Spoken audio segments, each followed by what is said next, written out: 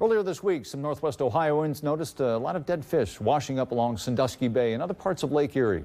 13 ABC's Dan Smith has some of the science behind fish kills and what may have caused all this. All new at 5:30 tonight.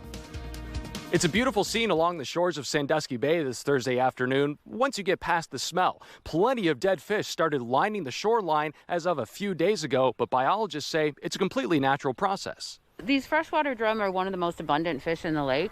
They tend to stay on the bottom, so they are going to be in that habitat that has the low oxygen. Lower than normal oxygen may have contributed to this week's fish kill, though the western basin tends to mix around enough to keep those levels level. It's much shallower, so usually there's a lot more circulation from wind and you don't get low oxygen at the bottom. Algae is always a hot topic here, but it's early yet in the season to pin any blame there. The harmful algal blooms haven't really gotten heavy yet, and I don't know that the algae itself is a stress, but as algae sinks to the bottom and decomposes, that decomposition uses up oxygen. There is, however, one season that's in full swing. Spawning's a lot of stress. Sometimes fish are going to be competing for space.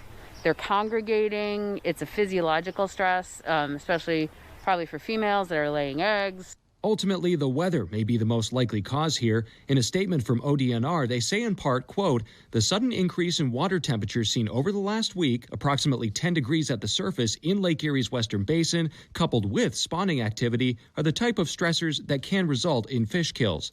Mayor says lower-end events like this aren't really a sign of the lake's health one way or the other and provide a windfall of food for eagles and seagulls alike. The fish kills are something that happens all the time. They're not always a sign of something really bad. I mean, it's bad for the fish that die, but it's not necessarily an indication of something really, terrible happening. Dan Smith, 13 ABC Action News.